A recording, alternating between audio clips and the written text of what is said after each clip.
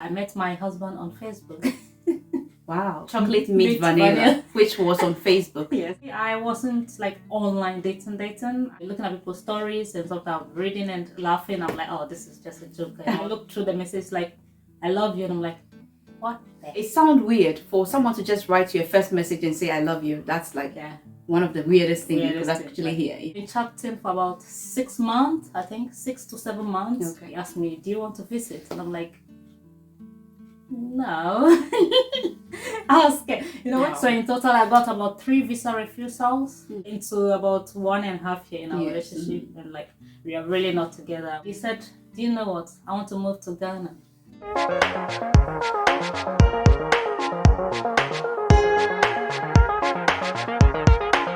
Hello lovelies, welcome back to my channel. It's good to see you all. My name is Rita Sion. I am an educator, a public speaker, and the author of You Are Unstoppable. As you know, my channel is focused on relationship, marriage, motherhood, and personal development. In today's video, I'm bringing you an interview with a wonderful woman, my own sister, Alexandra Bompo Chad. For those of you who have been trying online dating and feel it's difficult, it's tiring, she has a great success story. She's in an interracial marriage for 8 solid years now. In this video, I'm going to interview her to share her experience with us, how she met her husband, where they met, challenges they experienced, and how they managed to overcome those challenges. We are going to discuss all of this in this video. I welcome you to watch this video from the beginning through to the end so that you can get some very useful information from this if you are out there looking for love online. Okay guys, so here is my sister Alexandra. Good to see you, good to have you here. Good to see you too. Really long time. I miss you a lot. I miss you too. I know it's not been easy. Guys, we are in the same country, but it's so difficult making time to meet. But today, I'm so grateful and so happy that I've got the time to spend with my sister and also the chance to interview her so she can share her personal experience with us. So let's not waste time at all. Let's dive deep into the conversations already. Alexandra, it's good to have you here. I will start by first of all asking you, what prompted you to start online dating? Okay. I think first of all, I've had a few relationships which I would say were not successful. Actually, I wasn't like online dating. I met my partner. I wasn't like went on a site to go and look for like a relationship or love. No. So I met my husband on Facebook. Wow, Facebook. Yes. I had no idea. Seriously, I had no idea. So thank you. Let's keep going. Yeah. Okay, yeah. So I met him on Facebook. So there was this time, there is this like there used to be groups where like interracial couples are in and all that. Also like groups where single people can just have a chat and like meet other people. I think it was in it's not only in Ghana, like all over the world, but a group on Facebook. I forgot the name of the site. Is it chocolate mint vanilla? Something like that. That was the name of the site. The group. Chocolate mint vanilla, which was on Facebook. Yes, it's a group. That's where we met. So we started like, there was one time I saw a message in I don't really like go and talk to people and all that. I've been looking at people's stories and stuff, I'm reading and laughing. I'm like, oh, this is just a joke and all that. Anyway, so there was one time where I opened in my inbox and then I saw this message like, hi, and I'm like, who is this? I think I took 4 days to reply him. I think 4 or 5 days to reply because I was like, who's this one? Anyway, so there was quite like a few messages to my inbox, but I really did not mind a lot of it because I feel like it's just like time wasters. I've never really had any relationship online before, so I never really had time to even respond to them, any of them. So I was like, let me reply this one. When I looked through the message like, I love you, and I'm like, what the? So I sent a message immediately. Who are you? You haven't met me before. We don't know each other and you love me. It's like, that's a bit weird. So about a year ago, I was telling well, now we are in a relationship. We've been together. We met 9 years ago, but we've been married for 8 years. Yeah. So I was telling him last year that, do you know that when you sent me a message and I saw your messages, I was like, this weirdo. So she first called her now husband a weirdo because of the way the first message came, I guess. Okay. It's like, I love you, and I'm like, You haven't met before, and you love me Yeah, like that's. really. I mean, for someone Because to. Africans is different, Ghanaians, especially Ghanaian. Like Yeah. our life is very kind of like private and religious. Yeah. So like you haven't been in a relationship with someone, you haven't met them, and then they just send you a message, "I love you." I'm like, no, you I don't mean, love me. seriously, that's actually a red flag. So if you've not watched that video on my channel, please, I've linked it here. Go and watch it. Red flags to look out for when you are dating online. I'm just saying that it sounds weird for someone to just write you a first message and say, "I love you." That's like one of the weirdest things you could actually hear. Yeah.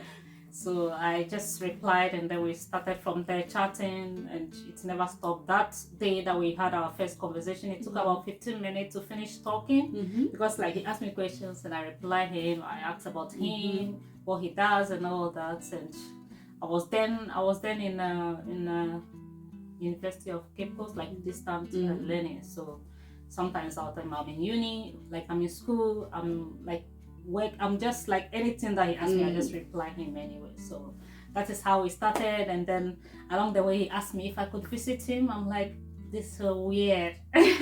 How long was the conversation before Okay, he so asked for you? so we've He been asked you to chatting. visit. We've been chatting for about 6 months, I think 6 to 7 months. Okay. Like now we know each other quite well. So it's like he asked me, "Do you want to visit?" And I'm like, no. I was scared. You know, when you said that first, what ran into my head is like, is this okay? Because I've been reading so many things about like people who have gone into online relationships and like they got disappeared, like murdered and all that. Yeah, like oh, people please. who went abroad to visit a man they met online and maybe They never made it back home. They never made it back home, or they are used as sex slaves and stuff like that. I've read and watched videos of that nature. Yeah. So we started talking about maybe June in, let's say, in the year 2014, something like that, and then he invited me in December there to come and visit. That was about 6 months after, and so we were just into it like that. I'm like, well, let me try them. So from there I started my first visa. So wait a minute. What I want to understand is, did he come to visit you first before you visited him? Yeah, after.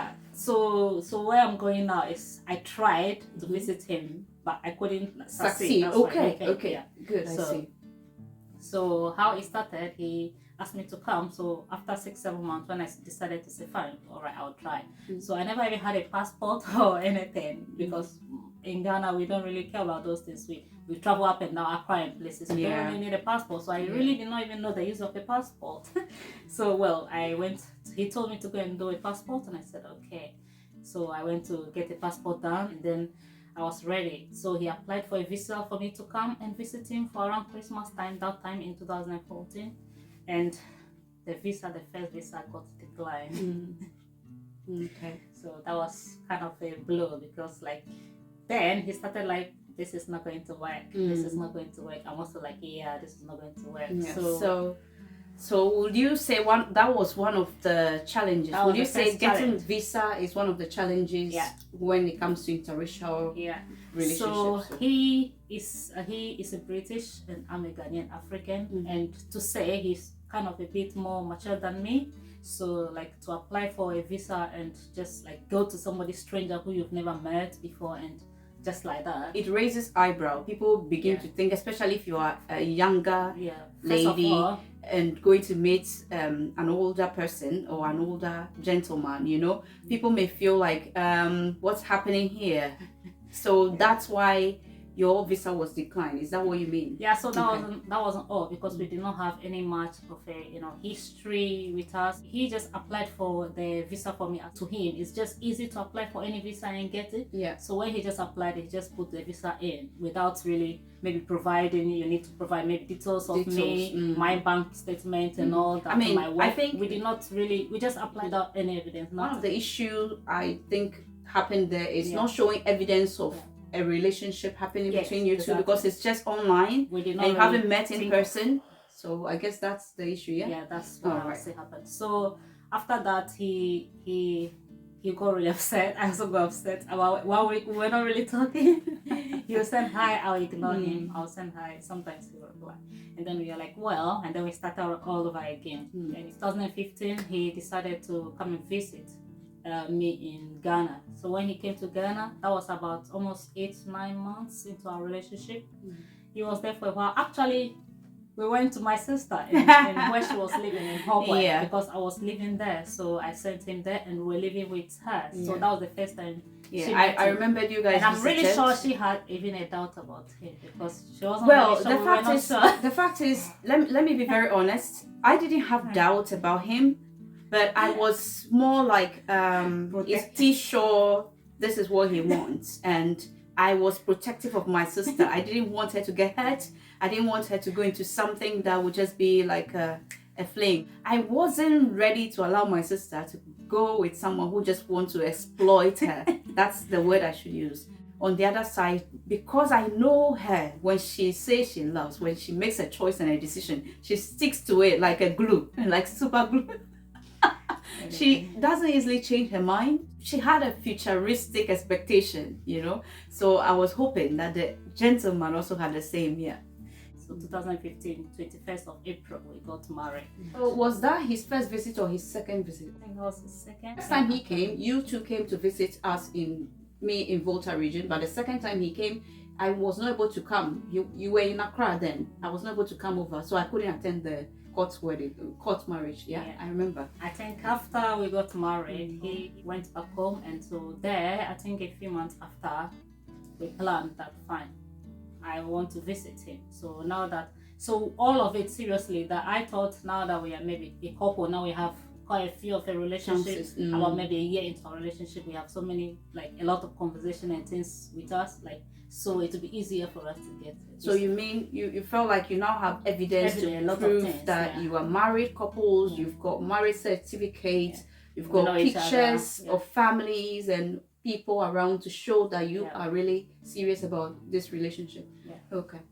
So we continued from there. After he left, I applied for another visa and it got declined again. Wow. So in total, I got about 3 UK visa refusals for me to visit him. First of all, the first one was the one that he applied for, and then the second one, I think he put that one in again. But what we did was we just submitted our marriage certificate and a lot of stuff. When it came back, it was refused. What they said is that they haven't seen my financial details. They don't know if I'm working. They don't know if I have anything, any families back home to come back to. They don't know if I just want to run away from my country. I'm like, really? Interesting, isn't it? Really, yeah. It was, one of the most annoying kind of, like a letter to read of a visa that I've refused. One of the issues that interracial couples face is visa issues. Like when traveling, when you want to, join your partner, that's where the challenge is. So I think I'll be doing subsequent videos as well to share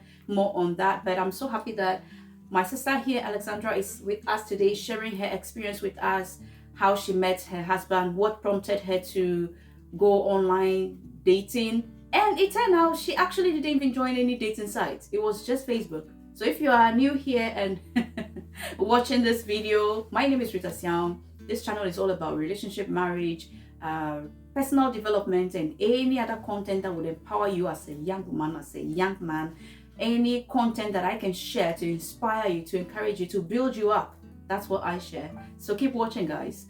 Now let's go on. So after 3 visa refusal, what made you apply for the next visa?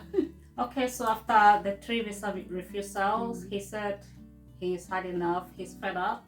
I also said, yeah, I'm fed up with this, all this distance stuff, because it was really kind of a hard blow. Knowing someone for like we were into about 1.5 years in our relationship, and like we are really not together. We are just like most times chatting and all that. He really come and visit and all that. Yeah, it was quite a bit hard. Even though we talk every day, there is no single day in that 1.5 year that we talk. It's like when I wake up, on my phone, you see message, how are you doing? You okay? Like sometimes you send a voice message. We'll call video calls. It's like, oh god, that was like the longest video call. Almost every time I'll be on my phone. I can't remember how many times in a day. It's like we always, so it's like we got really to know each other, because he's quite really a nice person. He's really nice, gentleman, which I've never met like such a person in my life before. I'm like, this is kind of a good person. Just give it a go. So anyway, so after the third one, he said, do you know what? I want to move to Ghana.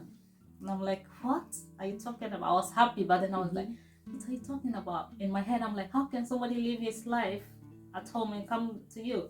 So before he came, he had a business where he worked, which he ran in the UK, and he has to sell that business off or get rid of it and get rid of his house and everything and move to Ghana. So that was what he did. I'm like, Wow.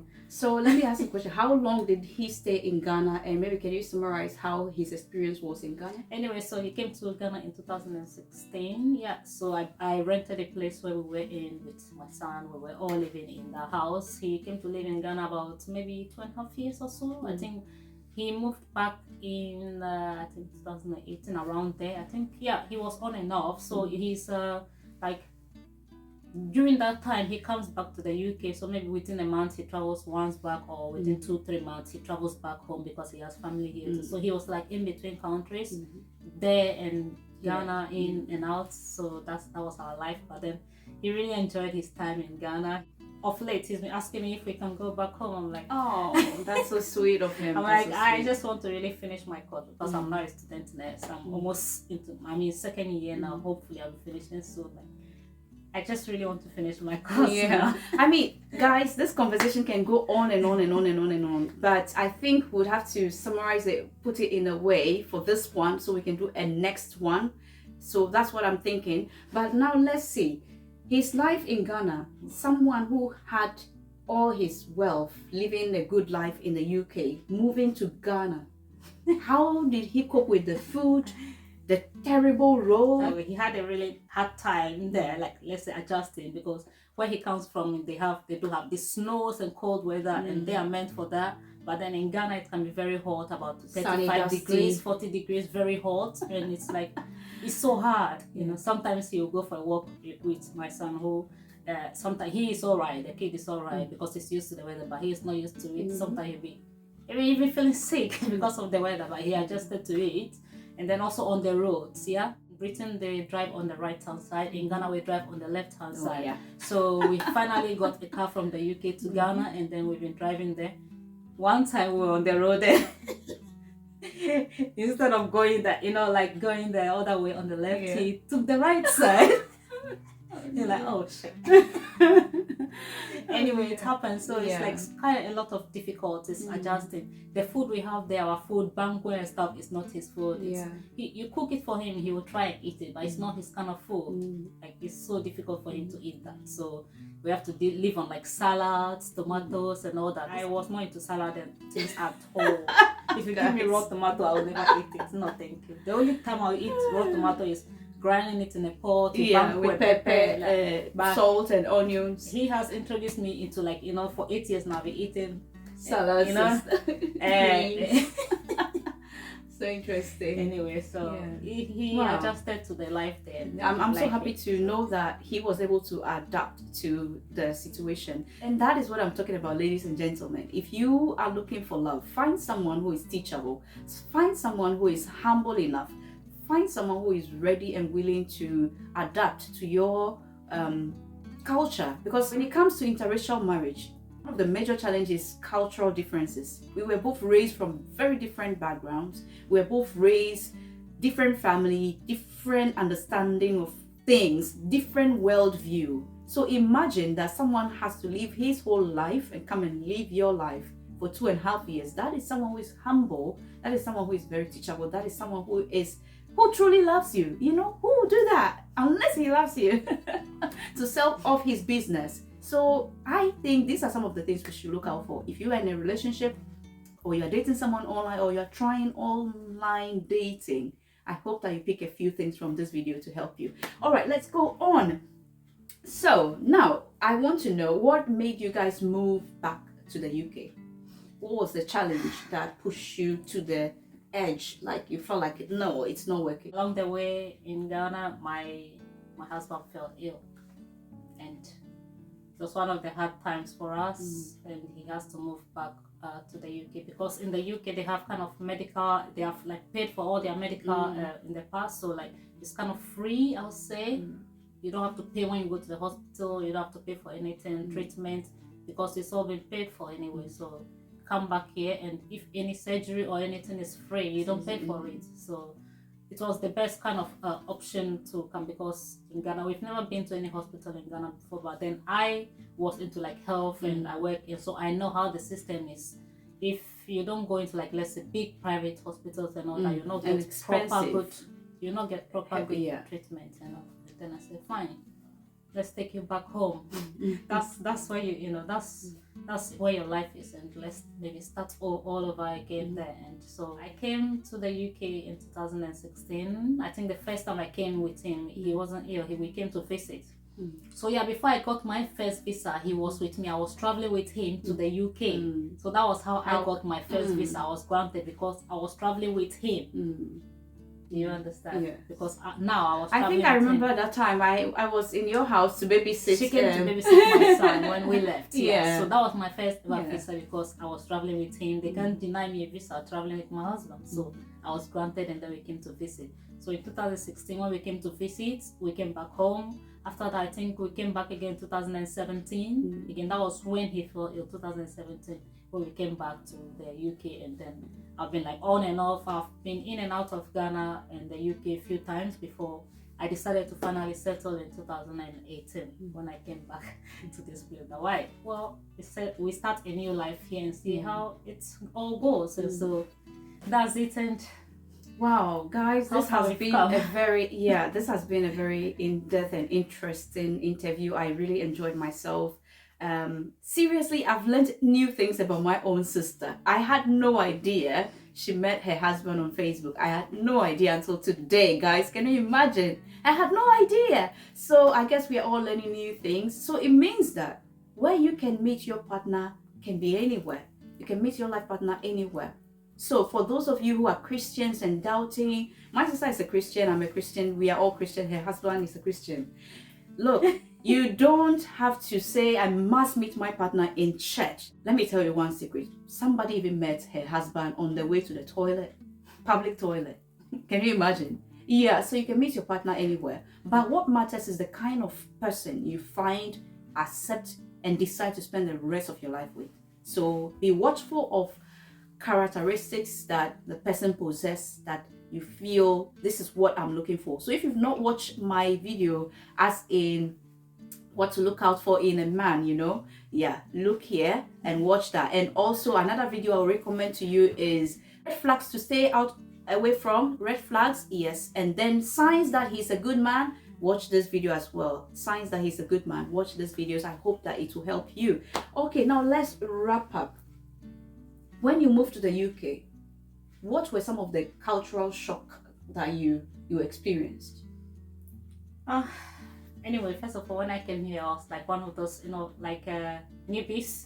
I was always really cold for the I'm first still a year. newbie, guys. For the very first year, anytime I go anywhere, I'm like walk like this. Like I walk like a penguin, and I'll be like. Yeah, freezing cold. Yeah. My brain was not really there. I wouldn't say I've really I enjoyed it so much because I was just like mostly thinking about the cold and all that. Even though that time I wasn't like working or anything. Well, it was alright because most times I was home indoors and enjoying like movies and stuff, going out to places. That was one of the years that I've been out a lot since I've been in the UK because I was doing no work, no studies, nothing. We were just enjoying the house.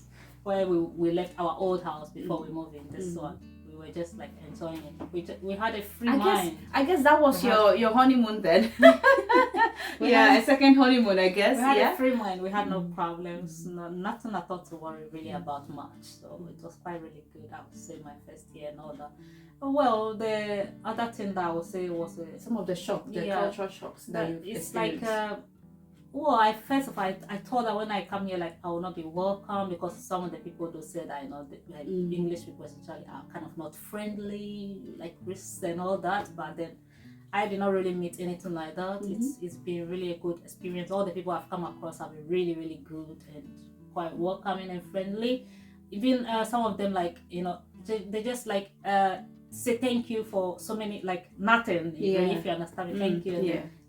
Let's say you're in the car driving and all that, they give you way, they wave at you and all that. It's like thank you. It's like they're really polite. I would say they're polite than I thought. I assumed of them. So it's quite a really good and nice experience to come into, especially where I live is Bista and it's like a local community where most of the people know each other, and they are not like London life where like everybody is like For himself, all over yeah. themselves and they don't know each other. But it's quite really good experience here. People are respectful. It's like an older community, so it's quite really good experience, I would say. What about the food? Yeah, that's another big shock for me, to move from eating banku, fufu, akpele, and all that. Yeah. You know, every time. Sometimes we eat yam and fufu in the morning and all that. Yeah. You know, and then all In of a sudden you afternoon, come so- into a place where you can't really find any of that, and you go to buy one plantain for about maybe 100 Ghana cedis. Yeah. So that has been it. The food is now I'm okay. I'm all right with it. I can cook the British food, almost lot of them, and I like it. It's all right. I'm okay, and I like their roast because I'm now adjusted and I've gotten used to it. So. Oh yeah. Thank you so much for sharing. I mean, this is just a video about how you met your husband, how it was, you know, from the beginning, where, how, and when, and sharing some of your experiences with us. Him moving to Ghana, living in Ghana for 2.5 years, and then moving here, transitioning to moving to the UK, living here for a while.